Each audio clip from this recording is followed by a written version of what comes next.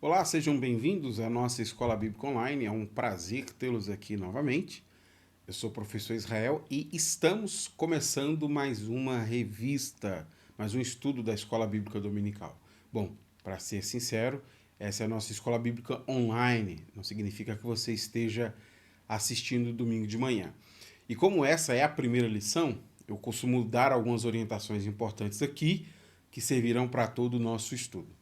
Primeira informação importante: essa é uma escola bíblica, por isso, o conteúdo mais importante aqui é o texto bíblico. Vocês não vão me ver encontrando lendo a revista. Isso você pode fazer em casa, no seu tempo, quando for possível. Eu recomendo, inclusive, que você leia a sua revista, mas essa não é uma escola revista dominical, e sim uma escola bíblica dominical. Por isso também que o nosso estudo sempre se baseia no texto áureo. Professor, o que é esse tal de texto áureo? Texto áureo significa que é o texto mais importante da lição. A pessoa que escreveu a revista definiu que este é o texto áureo, este é o texto mais importante. E para ser uma escola bíblica, nós precisamos estudar um texto bíblico. Então, nós sempre manteremos a nossa atenção no texto bíblico que está definido como áureo na sua lição. Outra informação importante: assistir este vídeo, ler a sua revista, não substitui o seu estudo da palavra de Deus.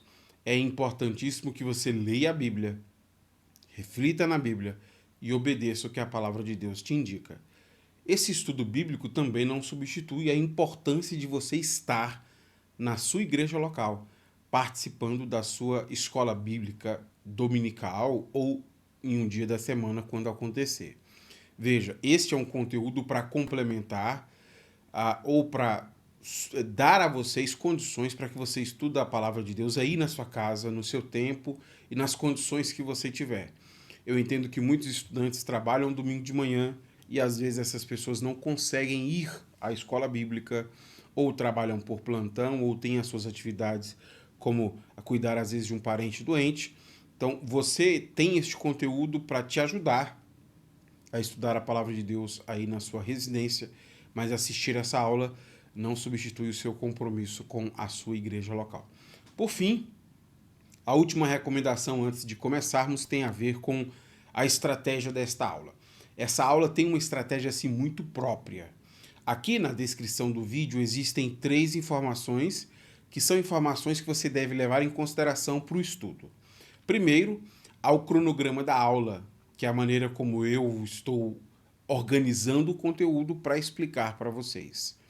Há também uma aula-atividade, que serve para a verificação do seu aprendizado. Eu recomendo que assim que você terminar de assistir essa aula, faça a aula-atividade para verificar aquilo que você aprendeu. Por fim, há um fórum onde você pode colocar as suas dúvidas ou deixar as suas questões. Como falei, chegamos à lição de número 1 e o título da lição de número 1 é A Descida do Espírito Santo. Inicialmente, eu quero então apresentar para vocês o cronograma da aula, a maneira como seguiremos o estudo nesta lição. Essa aula está dividida em 3 partes. Na primeira sessão da aula, eu quero então apresentar para vocês o contexto literário de Atos 2:4. Eu acabei de explicar o que é o texto áureo. O que seria esse contexto literário? Todas as palavras da Bíblia foram ditas dentro de algum contexto. Na primeira sessão de todas as aulas, o que eu faço é isso. É explicar para vocês o contexto em que essas palavras foram ditas, para nós não estarmos tirando um texto do seu contexto e fazermos uma má interpretação. Então, sempre nas primeiras sessões de todas as aulas aqui do meu canal, o que eu faço é explicar o contexto literário. O contexto é o ambiente onde essas palavras foram pronunciadas. Na segunda sessão da aula, o que nós teremos então é a explicação de Atos capítulo 2, versículo 1 a 4. Por fim, eu encerro a aula fazendo algumas aplicações. Como falei para vocês, aqui na descrição do vídeo você vai encontrar todas essas informações. Se você estiver assistindo no celular e virar a sua tela do celular na vertical, você vai ver que abaixo da tela aparece a palavra mais. Clicando na palavra mais, vai aparecer a descrição do vídeo e você vai encontrar então todas essas informações que eu acabei de anunciar a vocês. Começando então a primeira sessão, eu quero explicar para vocês o contexto literário de Atos dos Apóstolos, capítulo 2, versículo 4. Para explicar o contexto literário de Atos 2:4, eu queria começar lendo com vocês um versículo que aparece no capítulo 1. O versículo específico é o versículo de número 8. Outra informação, se você é novo aqui no canal, nos slides sempre aparecem aqui do lado superior esquerdo o capítulo e abaixo aparece o livro. Também aparece aqui o número do versículo para que você possa acompanhar a leitura e fazer as anotações do texto para ler depois da lição. Eu leio o versículo 8. Vocês receberão poder quando o Espírito Santo descer sobre vocês e serão minhas testemunhas em toda parte, em Jerusalém, em toda a Judéia, em Samaria e nos lugares mais distantes da terra. Veja só, no final do Evangelho de Mateus, Marcos, Lucas e João, nós vemos que Jesus vai dar uma tarefa para aqueles seus apóstolos, para aqueles seus discípulos. Esses apóstolos, esses discípulos devem ir a todos os lugares, fazer discípulos para Jesus, batizar esses discípulos para Jesus e ensinar esses discípulos a obedecerem todas as ordens que Jesus deixou para esses discípulos. Essa é a missão que eles estão recebendo de Jesus e que eles devem continuar depois que Jesus subir aos céus. Mas para que eles consigam fazer esta missão, cumprir essa missão, eles precisam então ser capacitados pelo próprio Deus. Essa capacitação virá por meio do revestimento do poder que eles ainda vão receber do Senhor. É o próprio Jesus quem diz que eles vão receber este poder e este Espírito que vai capacitar eles para cumprir essa tarefa. Mas o que é que eles devem fazer enquanto aguardam essa capacitação de poder para finalmente sair e testemunhar de Jesus e cumprir essa missão, essa tarefa que Jesus acabou de dar para eles? Nós descobrimos isso no versículo 4. O versículo 4 diz o que é que eles devem fazer enquanto aguardam este revestimento de poder. Certa ocasião, enquanto comia com eles, deu-lhes a seguinte ordem: não saiam de Jerusalém até o Pai enviar a promessa, conforme eu lhes disse antes.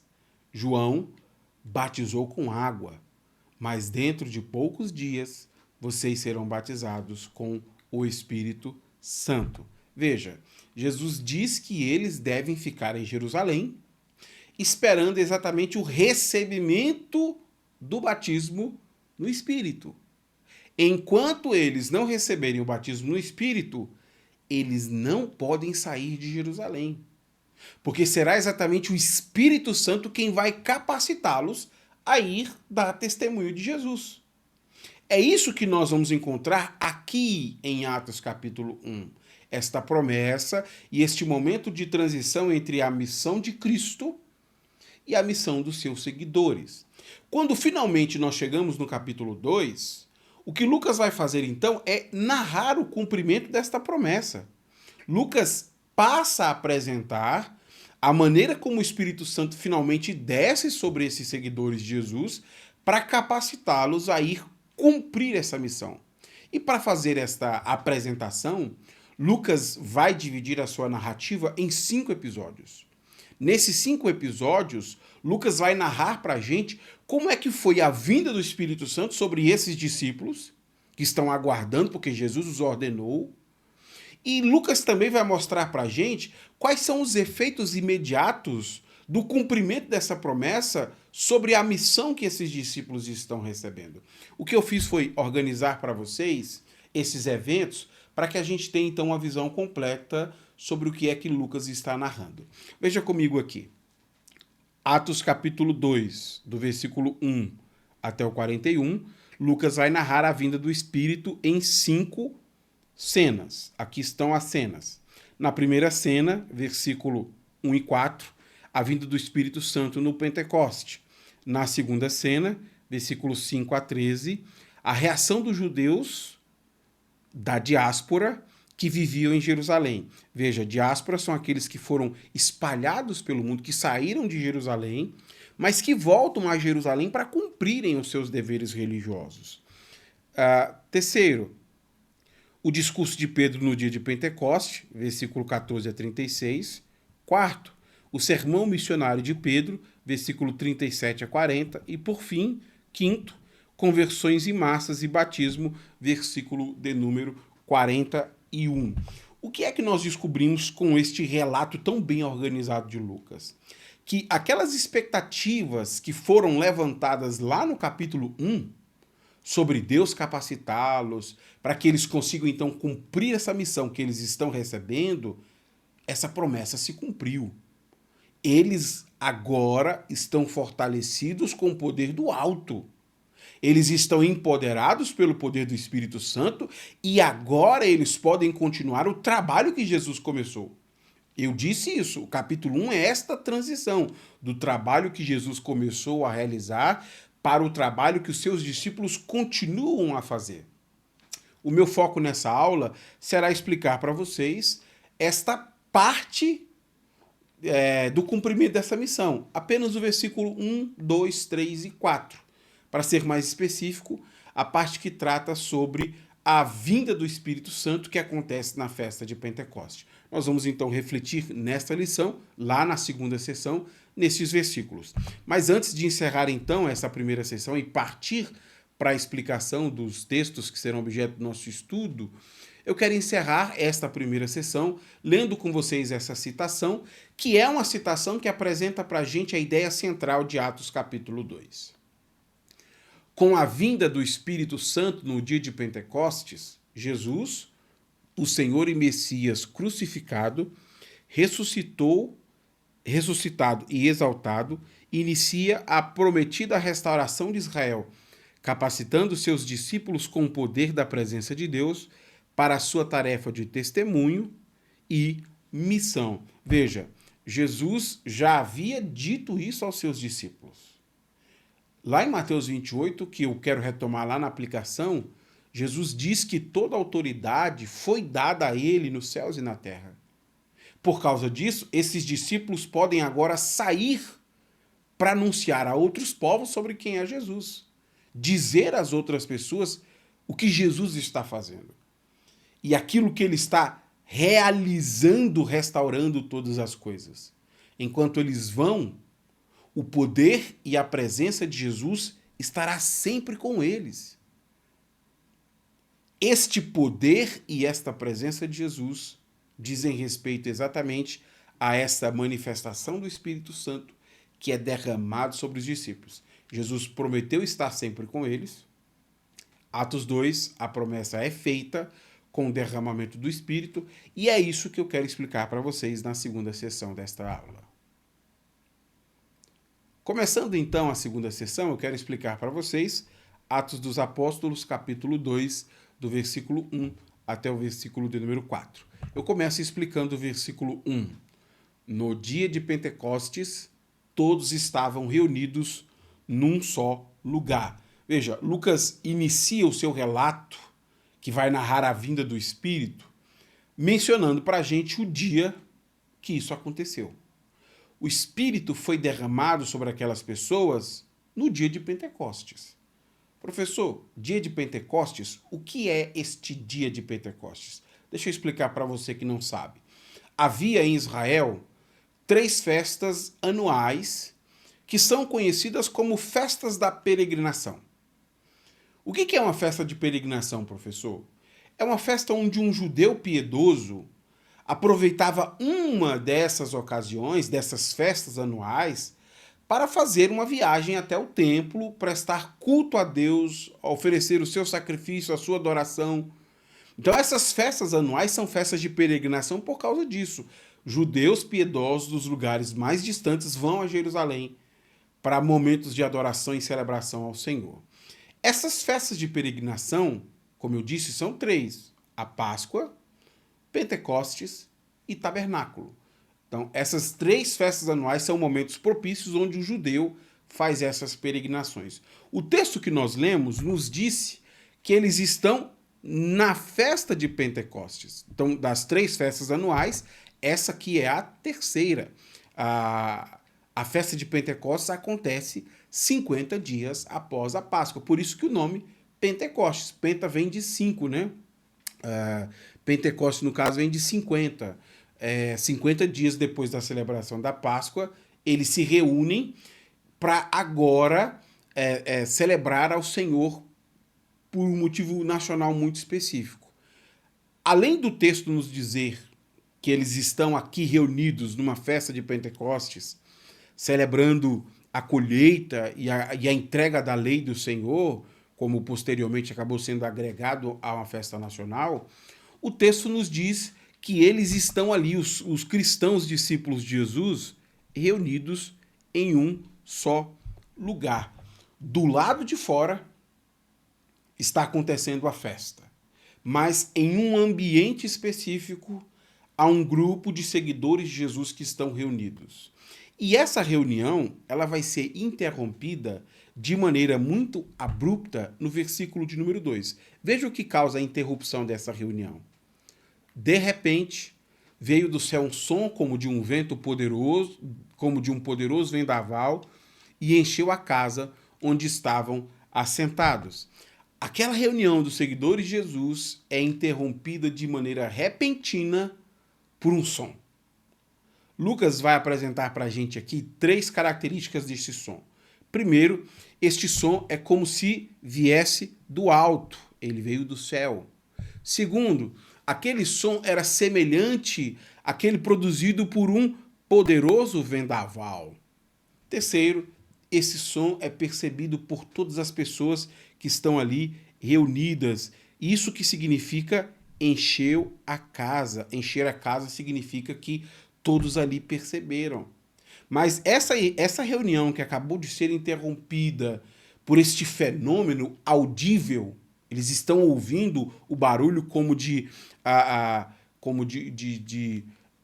o texto bíblico diz, como de um poderoso vendaval. Além deste barulho, o versículo de número 3 vai dizer para a gente que haverá um outro fenômeno.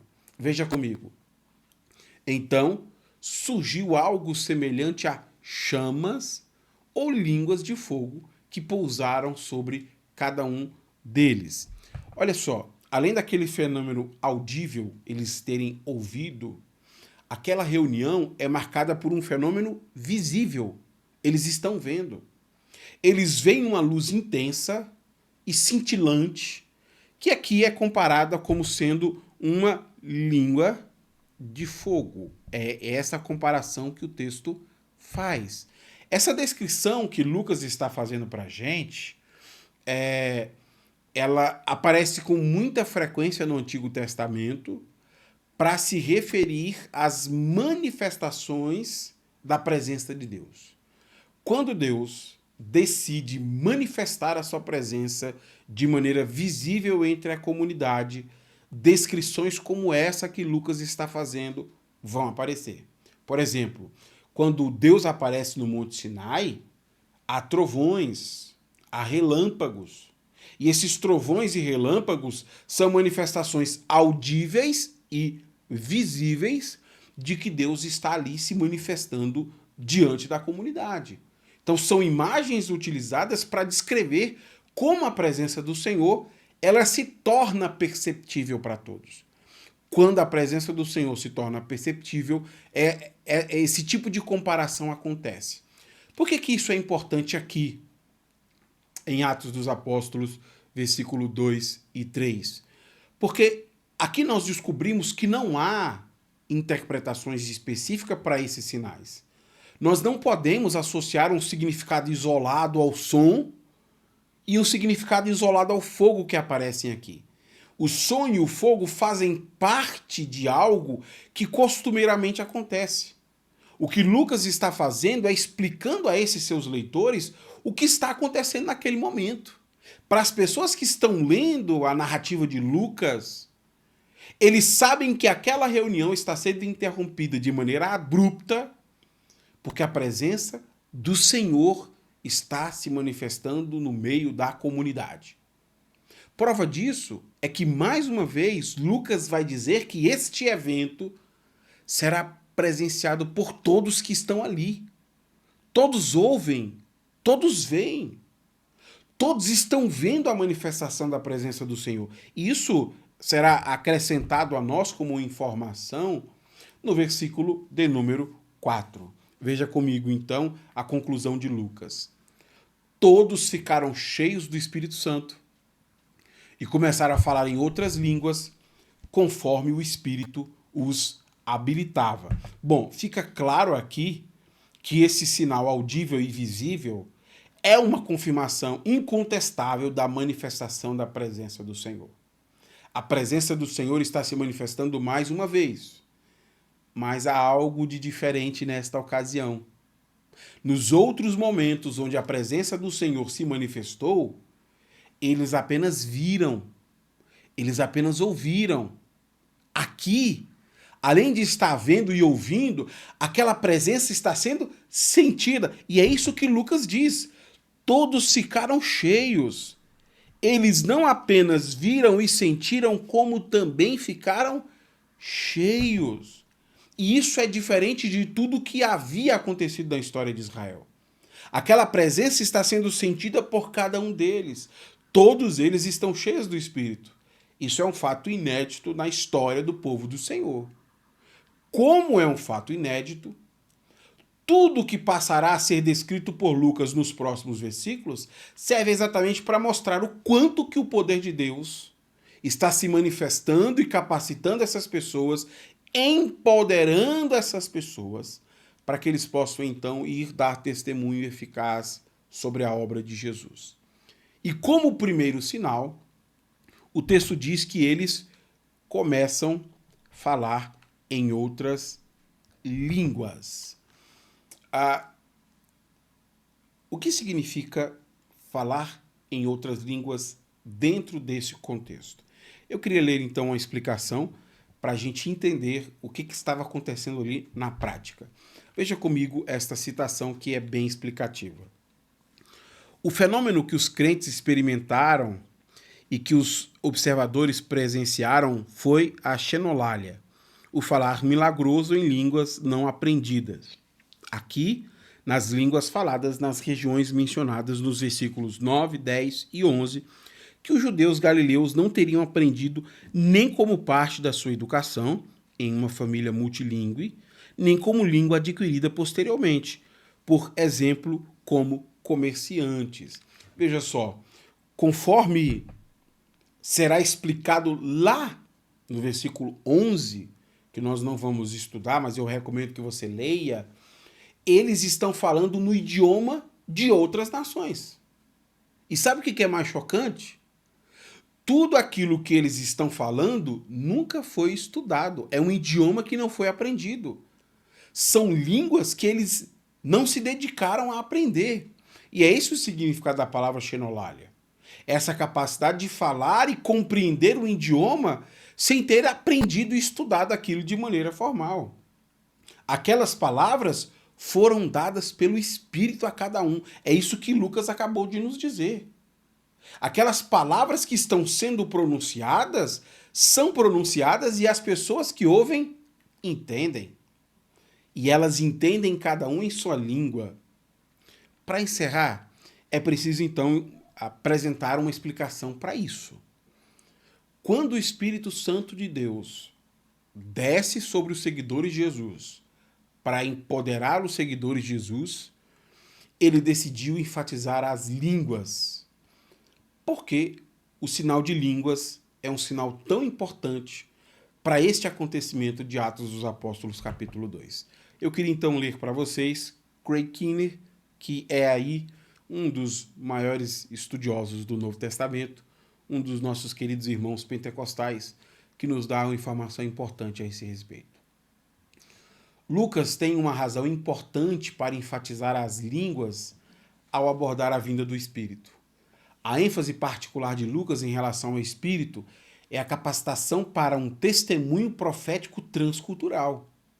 E nada poderia simbolizar melhor a capacitação para atravessar tais barreiras do que a habilidade de falar pela inspiração do Espírito em línguas que não foram aprendidas. Veja, que melhor sinal poderia existir para indicar que aquelas pessoas foram capacitadas pelo próprio Deus para o testemunho de Jesus. Agora que eles estão capacitados, não haverá povo, não haverá língua, não haverá nação que ficará fora da oportunidade de ouvir o evangelho de Jesus Cristo.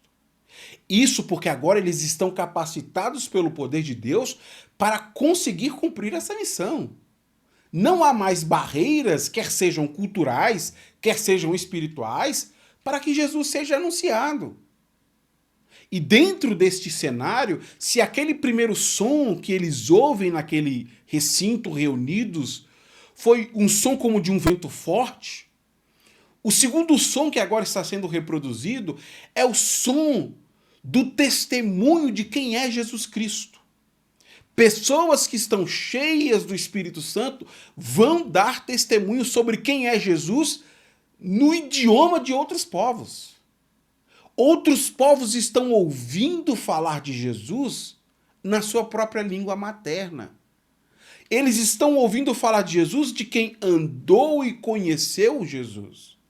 Nesse sentido, ser cheio do Espírito, aqui para Lucas, é usado para indicar pelo menos duas coisas. Primeiro, ser cheio do Espírito é usado para descrever esta experiência que é necessária para aquela pessoa que deseja testemunhar de Jesus. Qualquer pessoa que deseja sair para fazer discípulos para Jesus, que deseja ir testemunhar de Jesus, precisa ser cheio do Espírito. Este critério foi estabelecido pelo próprio Jesus. Segundo, ser cheio do Espírito aponta para uma pessoa que recebeu este poder. Ele agora pode ir a outros povos, no poder do Espírito Santo, falar daquilo que Jesus tem feito. E as suas palavras serão acompanhadas por esta presença poderosa do Espírito Santo. Para encerrar então esta aula, eu queria fazer aqui algumas aplicações, como que este texto se aplica a nós hoje. É claro que um texto rico como este, ele teria bastante aplicações, mas eu queria fazer apenas 6, que eu considero ser aplicações introdutórias para um estudo sobre a ação do Espírito Santo na igreja. Primeira aplicação. Jesus prometeu sua presença enquanto estivermos enganjados em cumprir sua missão. Eu começo com essa aplicação porque eu acho que ela é fundamental para o que nós acabamos de estudar. Uma igreja não deveria sair às nações enquanto não for empoderada pelo Espírito Santo. E às vezes parece que este empoderamento não chega. Nós não vemos com frequência igrejas empoderadas para o testemunho eficaz.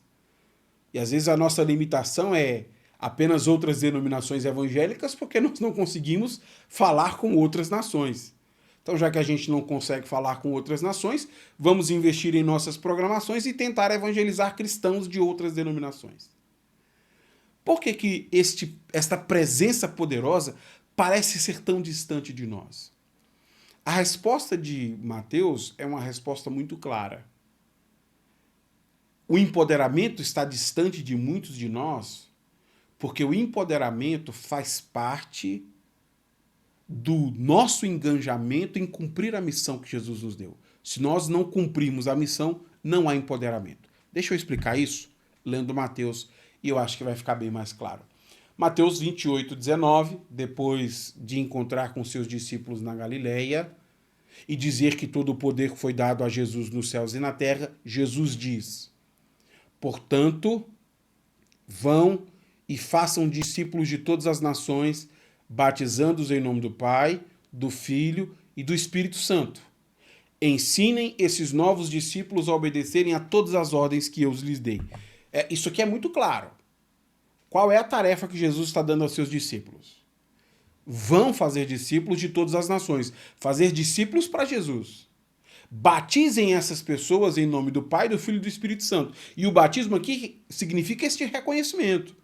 Você reconhece que o seu modo de vida é inadequado e que você reconhece Jesus como seu Salvador. Depois de ser batizado, essas pessoas precisam ser ensinadas. Ensinadas a obedecer às ordens que Jesus deixou. E enquanto essas pessoas estão sendo ensinadas, elas estão se tornando cada vez mais discípulos e estão prontas a seguir o ciclo e fazer novos discípulos, batizar novos discípulos, ensinar novos discípulos a obedecer. Só que no final do versículo, Jesus diz assim: e lembrem-se disso. Estou sempre com vocês até o fim dos tempos. Qual é a condição de Jesus para estar sempre com seus discípulos? Enquanto vocês estiverem enganjados e cumprir a missão que eu estou dando a vocês, eu estou sempre com vocês. Enquanto vocês estão indo fazer discípulos para Jesus, batizando pessoas para Jesus, ensinando pessoas a obedecer às ordens de Jesus, ele estará sempre com vocês. Agora pense comigo. Existem coisas que nós fazemos que não tem nada a ver com isso. Não tem nada a ver com fazer discípulos, batizar pessoas e ensinar pessoas a obedecer. Se nós investimos tempo em outras coisas que não essa, isso explica muito o nosso empobrecimento espiritual. Porque nós não estamos enganjados no testemunho de Cristo. E aqui no Atos dos Apóstolos, o Espírito é derramado com um propósito muito específico. Nos capacitar a ir dar testemunho eficaz de Jesus. Se nós não queremos ir, se nós não queremos batizar, se nós não queremos ensinar, nós não estamos querendo a presença de Jesus. Porque nós não assumimos a missão que ele nos deu. Então, às vezes, nós começamos a procurar espantalhos para a escassez espiritual da igreja. O problema espiritual é porque as pessoas estão usando um determinado tipo de roupa. O problema espiritual é porque as pessoas estão usando o smartphone. O problema espiritual é porque as pessoas estão deixando a barba crescer. E cada vez nós vamos inventando espantalhos para bater naquilo que a gente não gosta. E os espantalhos simplesmente não apontam solução alguma. Se uma igreja quer ter a presença poderosa de Jesus, ela deve investir naquilo que Jesus deu a ela como tarefa e como responsabilidade. Segunda aplicação. Sem o revestimento de poder, cristãos se tornam apáticos para o cumprimento da missão. Muitas igrejas locais simplesmente não conseguem ir, não conseguem batizar, não conseguem ensinar a obedecer. E por quê? Porque simplesmente não há empoderamento. Quando não há empoderamento, qual é a estratégia mais eficaz? Investir nas programações e trazer cristãos de outras igrejas. E este ato, ele se afasta muito da missão que Jesus nos deu. Porque há centenas de pessoas, dezenas e milhares que não conhecem o Evangelho. E nós não conseguimos alcançar essas pessoas porque nos falta o empoderamento. Sem este empoderamento do Espírito Santo, os cristãos simplesmente não se sentem capacitados a testemunhar. Eles não vão fazer discípulos, eles não querem batizar pessoas, eles não querem ensinar ninguém. Eles querem atividades para eles, para os seus filhos, para o seu casamento, para os seus idosos. Eles querem programações, entretenimento. E aí nós nos tornamos muito mais uma mídia do que um testemunho eficaz. Se a igreja quiser movimentar a comunidade de fé, ela precisa entender que apenas o empoderamento capacita pessoas. Terceira aplicação. Sem o sinal autêntico do enchimento do Espírito, se vê no testemunho dado sobre quem é Jesus. Eu coloquei de propósito sinal autêntico, porque depois que o Espírito Santo é derramado, acontece a mesma coisa que aconteceu com Israel. Lá em Deuteronômio, Moisés chega a dizer isso depois do povo ver a presença do Senhor. Olha, se nós estivermos no percurso e aparecer um profeta e fazer sinais e pedir a vocês para que vocês abandonem a lei do Senhor, Deus está permitindo isso para ver se vocês o amam de verdade. A mesma coisa vai acontecer em Atos 2. Deus derrama o seu espírito e agora surgem manifestações espirituais que não são de Deus, com um propósito muito específico. E o propósito é tentar enganar, se possível, os escolhidos. A minha aplicação aqui é o sinal autêntico de que o enchimento do Espírito, de que aquele enchimento é de fato do Espírito, é o testemunho de Jesus. Se a pessoa não testemunha sobre Jesus, esse Espírito não é o Espírito de Deus. Professor, será que isso é assim de verdade? Eu queria então colocar esse texto que eu considero ser fundamental para nós entendermos como isso aqui é um ponto divisor na fé cristã. Amados, não creiam em todo espírito, mas ponham-no à prova para ter certeza que o Espírito vem de Deus. Quer dizer que nem todo Espírito vem de Deus. Pois há muitos falsos profetas no mundo. Assim sabemos se eles têm o Espírito de Deus. Veja, há muitos espíritos, mas nem todo vem de Deus. O Espírito que é de Deus tem uma característica. Todo espírito que reconhece que Jesus Cristo veio em corpo humano é de Deus. Ou seja, o resultado de um cristão cheio do Espírito se vê no testemunho eficaz sobre quem é Jesus. A pessoa que foi empoderada pelo Espírito Santo, o empoderamento produz como resultado o testemunho de Cristo Jesus. Enquanto que pessoas que estão sob influências de espíritos diabólicos não dão testemunho nenhum. Eles não anunciam Cristo, o Cristo glorificado. E aqui fica muito evidente para nós que há manifestações diabólicas que são muito fáceis de serem identificadas.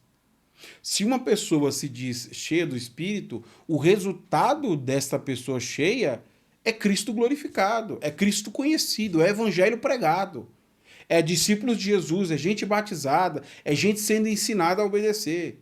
Se não há nada disso, esse não é o Espírito Santo. E talvez a gente devesse dar uma passadinha em Tessalonicenses para ouvir o que Paulo tem a nos dizer.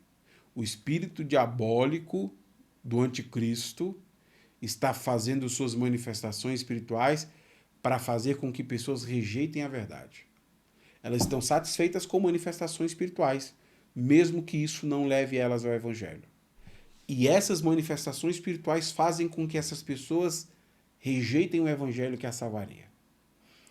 Aqui dá para ver nitidamente que existe uma diferença entre o Espírito de Deus e o Espírito diabólico. O Espírito de Deus nos faz abraçar o Evangelho e testemunhar do Evangelho. O Espírito diabólico nos faz abraçar o pecado e amar o pecado. Quarta aplicação. Ser cheio do Espírito é uma experiência que impacta toda uma comunidade de fé. Veja só, nessa aplicação, eu estou confrontando uma compreensão que às vezes se torna muito comum, mas que, por ser comum, não quer dizer que ela seja bíblica. Não é difícil encontrar pessoas que defendem a ideia de um enchimento do Espírito que seja uma experiência pessoal, só do indivíduo. Por exemplo, se a sua igreja não quer ser cheia do Espírito, se a sua comunidade não quer ser cheia do Espírito, você individualmente seja cheio. Não se importe com aquele lugar. Vá ser cheio sozinho. Como se fosse possível o Espírito Santo encher uma só pessoa e não haver efeitos deste enchimento sobre a comunidade. Não faz sentido na narrativa bíblica isso. uma pessoa que é cheia do Espírito, ela naturalmente impacta a sua comunidade com o testemunho eficaz de Cristo. Deixa eu ler aqui uma citação do Craig Keener, que eu considero assim essencial para a gente entender isso. Ele diz o seguinte: como Lucas associa o Espírito a sinais, como Lucas associa o Espírito a testemunho, e como Lucas associa o Espírito a crescimento da igreja, é improvável que ele conceba a vinda do Espírito como uma designação teológica, teórica, sem expectativa de efeitos experienciáveis na vida da igreja. Ou seja, uma comunidade de fé não seguirá sendo a mesma depois do empoderamento do Espírito. Se você for empoderado pelo Espírito, e se de fato é o Espírito de Deus, estes sinais serão visíveis em toda a comunidade. Portanto, não é você que se enche do Espírito, é a comunidade que é cheia. E uma comunidade cheia vê o seu efeito de enchimento. Porque às vezes nós estamos querendo nos separar da apatia da nossa comunidade, quando não tem como se separar. Se a comunidade está apática, talvez alguém se levante, não, mas é a comunidade, eu estou cheio. Sim, e cadê? Cadê os sinais de que o seu enchimento de fato é do Espírito? Isso tem que produzir testemunho eficaz. Isso tem que produzir uma comunidade salva. Mesmo que seja uma comunidade mínima, mas produz. Agora, quando fica apenas no foro individual, parece que é mais um atestado de óbito que nós não queremos aceitar. Não, eu não aceito um atestado de óbito. Eu estou cheio, eles estão vazios. Os resultados produzidos por uma pessoa empoderada pelo Espírito Santo são incontestáveis. Quinta aplicação. O emocionalismo espiritual não empodera ninguém. Isso aqui é polêmico, mas se eu não ensinar, talvez você nunca aprenda. Qual que é a diferença entre manifestação do Espírito Santo e emocionalismo espiritual? Bom, a manifestação do Espírito Santo capacita o cristão para o testemunho eficaz da obra de Cristo. A manifestação do Espírito Santo nos empodera para a gente ir testemunhar sobre Jesus. O emocionalismo espiritual só dura enquanto a música é tocada. O emocionalismo espiritual só dura enquanto o pregador grita. Mas quando acaba a música, quando acaba a pregação, a pessoa continua apática sobre o testemunho de Cristo. Ela sai da liturgia, ela sai do ambiente comunitário para motéis, para bebedeiras, embriaguez, impurezas sexuais. E por que que isso é assim? Porque emocionalismo espiritual não muda a vida de ninguém. Pode até ser emocionante enquanto aquilo acontece, quase que hipnótico. Mas não transforma a vida de absolutamente ninguém, porque aquilo é pura manipulação humana. E às vezes as pessoas se empolgam com isso. Elas se empolgam de ver as suas emoções afloradas, levantar a mão, gritar, pular, e sair dessas reuniões litúrgicas e não ver diferença nenhuma. Eu particularmente fico assim, chocado, quando uma pessoa diz, nós experimentamos um avivamento no domingo, e na segunda, os jovens voltam para a escola da mesma forma como eles saíram na sexta, apáticos da vida cristã. Os homens e mulheres voltam para o trabalho da mesma forma como eles saíram na sexta, apáticos da vida cristã. Eles não dão testemunho nenhum sobre aquilo que Cristo fez por eles. E em muitos casos as pessoas nem sabem que eles são cristãos. Por quê? Porque emocionalismo espiritual não empodera ninguém. Sexta e última aplicação. O derramamento do Espírito democratizou a missão de Jesus. Eu preciso encerrar com essa aplicação porque eu acho que ela é essencial. No Monte da Galileia está Jesus e os seus discípulos, aqueles apóstolos, que andaram com Jesus, que aprenderam com Jesus e que agora estão sendo enviados por Jesus.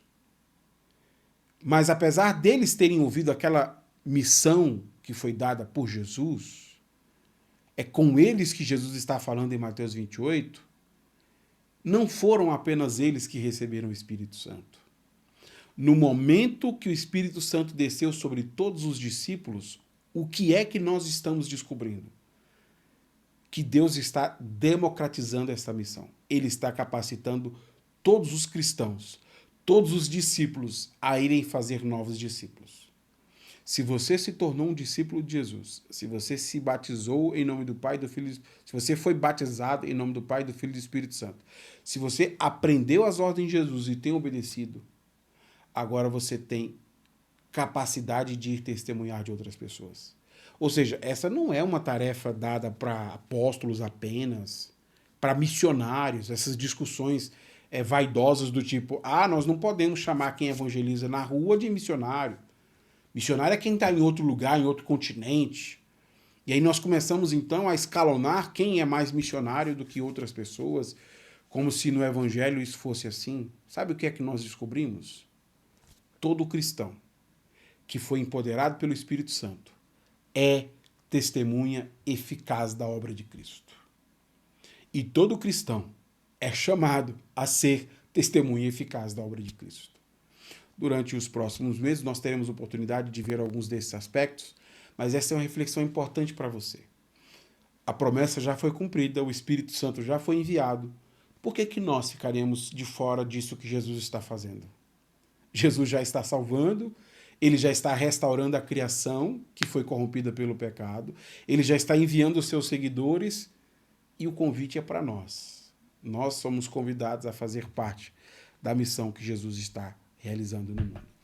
Queria agradecer a todos os irmãos e irmãs que votaram no ano passado na Escola Bíblica Online e que por causa de vocês essa EBD continua.